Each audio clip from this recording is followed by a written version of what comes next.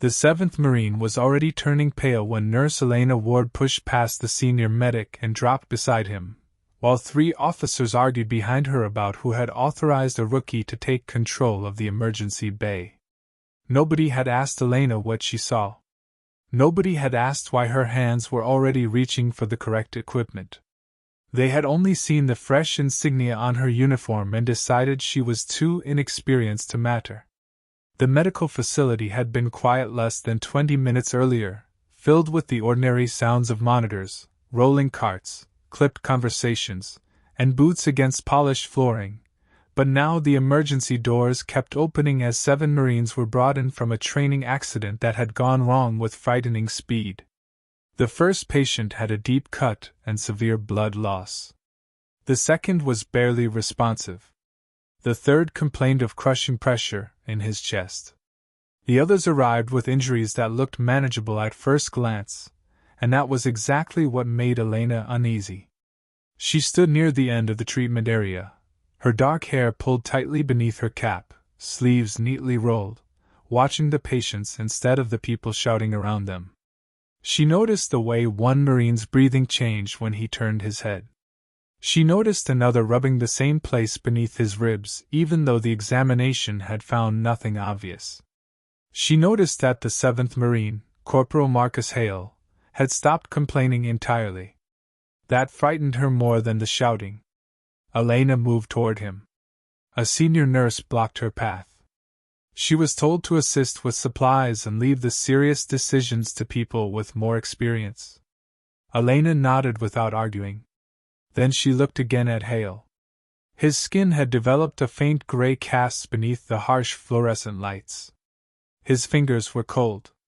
His pulse was fast but strangely weak. Something was wrong. Something nobody else was seeing. Elena stepped around the nurse and checked him herself.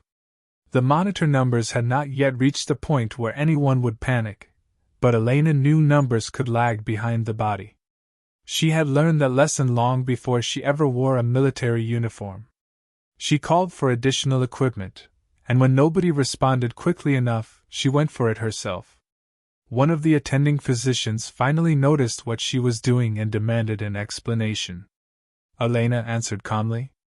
She believed Hale was deteriorating from an internal complication that had not yet become obvious. The physician hesitated. Then the monitor changed. Suddenly the room moved as one. Staff surrounded Hale. Orders were shouted. Equipment appeared. Elena stayed beside him, speaking in a low voice while everyone else worked. Across the bay, the other 6 Marines were being treated, and one by one their condition stabilized. But Elena kept noticing the same strange pattern. Their injuries were different, yet several symptoms appeared in the same sequence. She could not explain why she recognized it. Not completely. She only knew she had seen something similar before.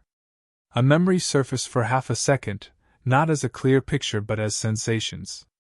A cold room. A metal table. The smell of antiseptic. A voice telling her to keep working while someone else panicked. Elena pushed the memory away. This was not the time. Corporal Hale suddenly stopped responding. The room went silent for one terrible moment. Then everyone moved faster. Elena reached for his hand and told him to stay with them. Her voice never shook. She gave precise instructions. She noticed a subtle change in his breathing and immediately pointed it out. The physician looked at her, then at Hale, and made a decision. Within minutes, the treatment changed. The monitor began to improve. A nurse exhaled in relief. Someone whispered that the rookie had been right. Elena said nothing. She simply stepped back and looked at the 6 other Marines. They were alive. All 7 were alive. 1 hour after the first ambulance arrived, the emergency bay had finally begun to quiet. The senior staff were exhausted. The Marines were being transferred for further observation. Elena stood alone beside a counter, washing blood from her gloves, when a young corpsman approached her. He thanked her. Elena gave him a tired smile and told him they had all done their jobs. But the corpseman had watched her closely. He knew what he had seen. She had not behaved like someone guessing. She had behaved like someone remembering. Before he could ask what that meant, the facility doors opened again. Two men in dark suits entered without the hurried movements of medical personnel. They showed identification to the security officer, spoke quietly, and then looked across the room. Their eyes stopped on Elena. The taller man asked for her by name. Elena froze. The water continued running over her hands. For several seconds she did not move. The agent walked closer and lowered his voice. He said the FBI needed to speak with her about something that had happened years ago. Elena slowly turned off the faucet. Her face remained calm, but something in her eyes had changed. She looked past the agent toward the 7 Marines she had just helped save. Then she looked back at him. The agent reached into his coat and removed a sealed file bearing Elena's full name. And when she saw the marking on the front, the color drained from her face. The sealed file remained on the table between Elena and the FBI agent, untouched for several seconds, while the medical facility continued around them as if nothing had changed. Phones rang. A cart rolled past. Somewhere behind a closed door, a monitor gave a steady electronic rhythm. Elena stared at the marking on the file because she recognized it immediately. It belonged to a federal medical program she had spent years trying to forget. The agent introduced himself as Daniel Mercer and explained that they were not there to arrest her. That should have comforted her. It did not. Elena asked why the FBI would care about a rookie nurse who had treated 7 injured Marines during a training accident. Mercer opened the file and placed a photograph on the table. It showed a much younger Elena standing beside a group of military medical personnel. Her uniform was different. Her expression was different. And beneath the photograph was a name Elena had not heard spoken aloud in years. The agent asked why she had disappeared from the program. Elena said she had left because she wanted an ordinary life. Mercer did not accept the answer. He told her that people connected to that program had recently begun searching for her.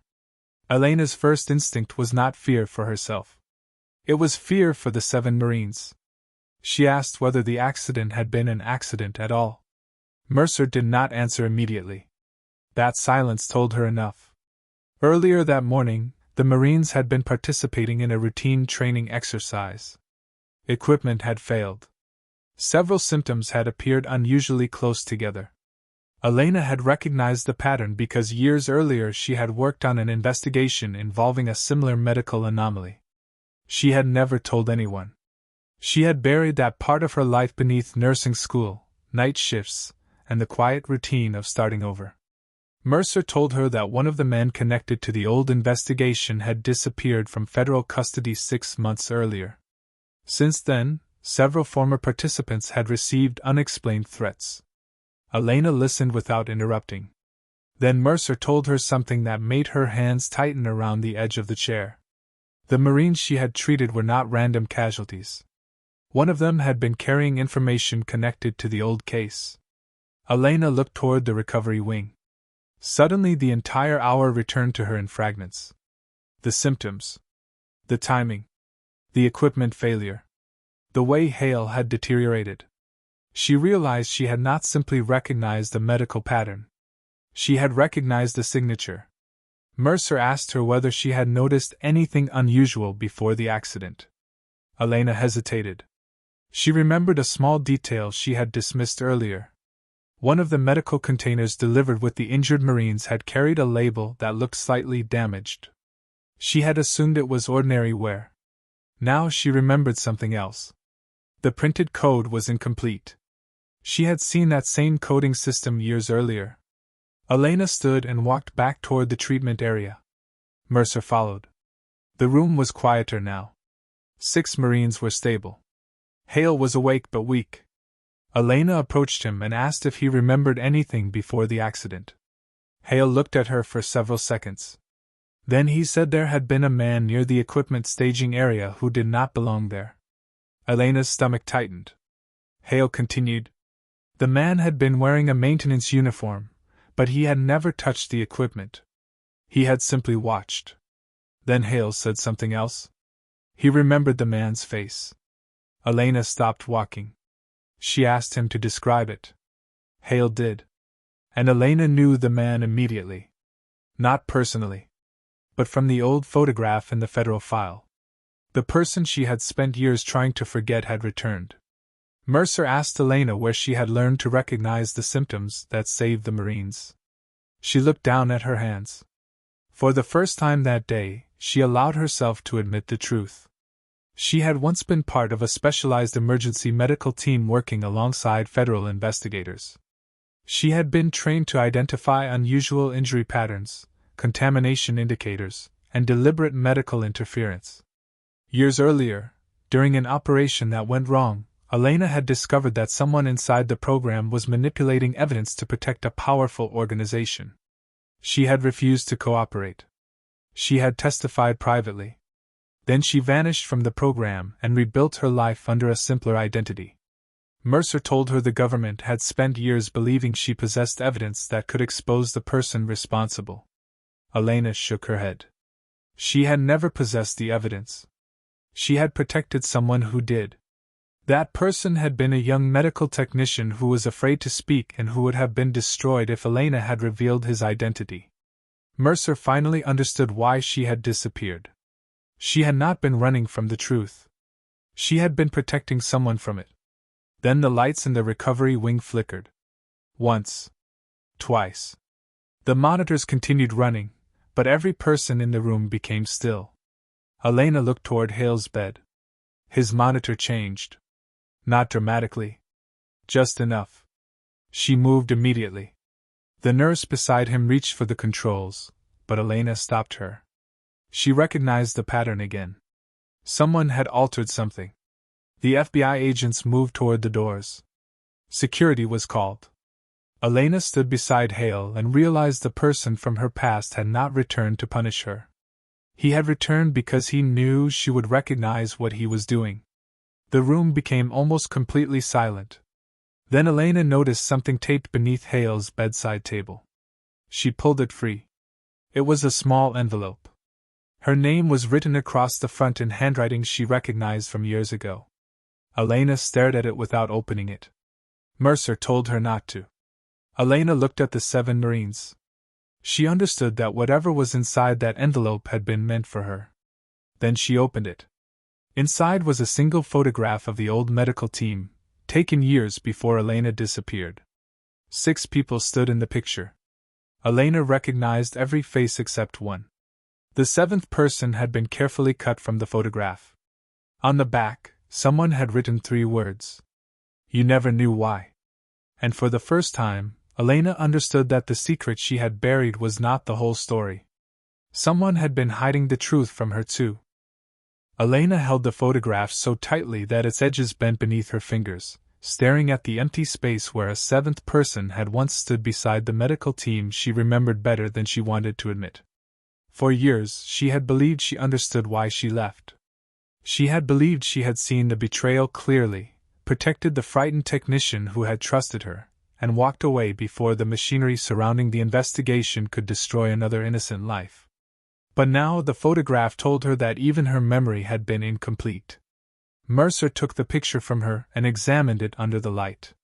He recognized the handwriting on the back, then looked at Elena with an expression that had lost every trace of suspicion. He asked whether she knew who had been removed. Elena shook her head. Then one of the Marines spoke from the recovery bed.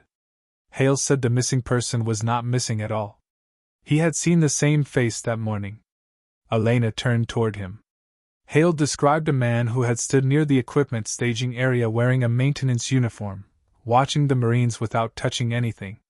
The description matched the 7th figure in the photograph. Mercer immediately contacted his team. Security doors were locked. Personnel were moved away from the recovery wing. For several minutes, Elena stood perfectly still, listening to the quiet sounds of the facility. She could feel the old fear returning, but beneath it was something stronger. Recognition. She understood now why the symptoms had looked familiar. The accident had been designed to appear ordinary. The person behind it had expected confusion, delayed treatment, and a room full of professionals following routine procedures.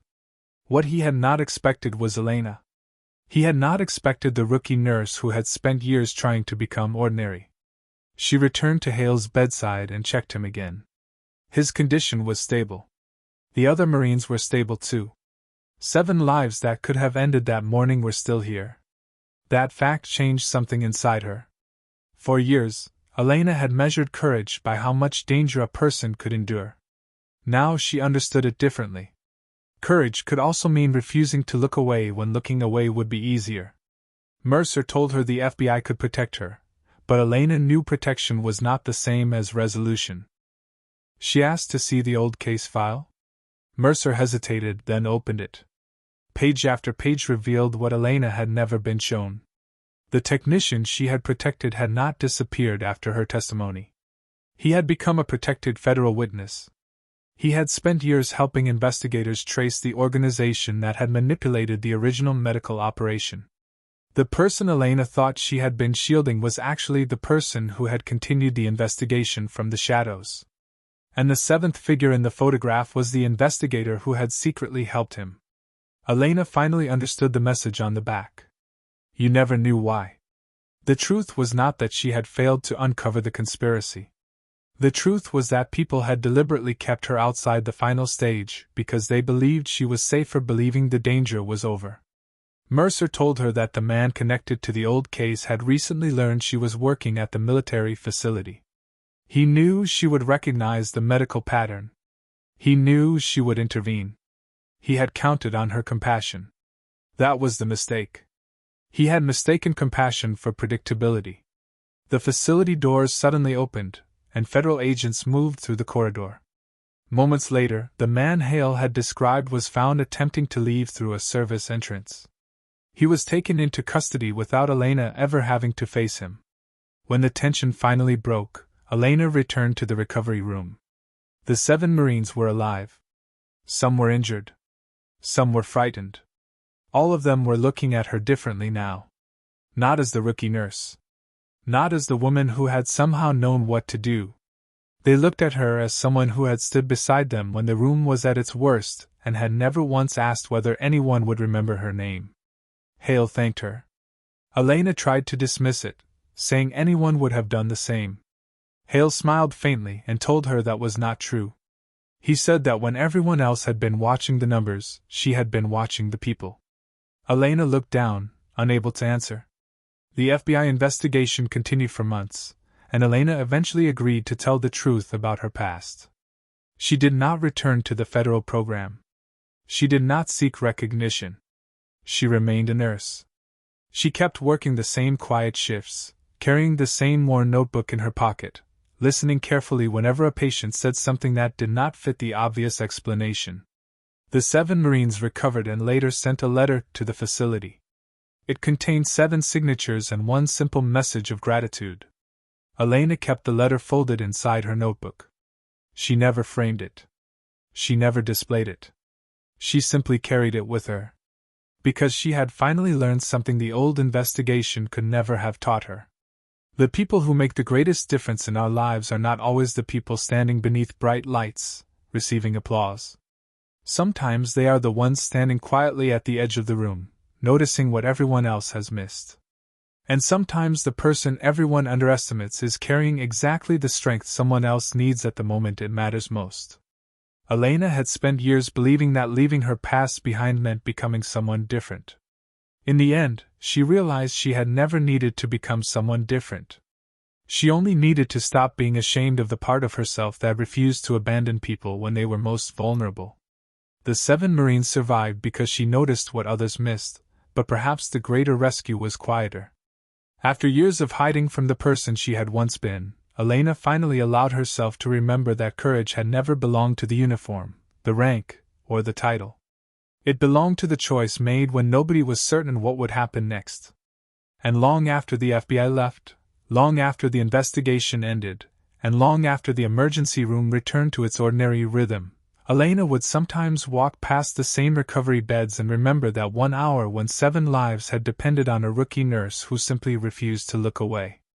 If this story reminded you that quiet courage can change a life, Share it with someone who may need that reminder today, because sometimes the people who save us never realize how much their kindness meant until years later, when the room is quiet and all that remains is the memory of the moment someone chose not to walk away.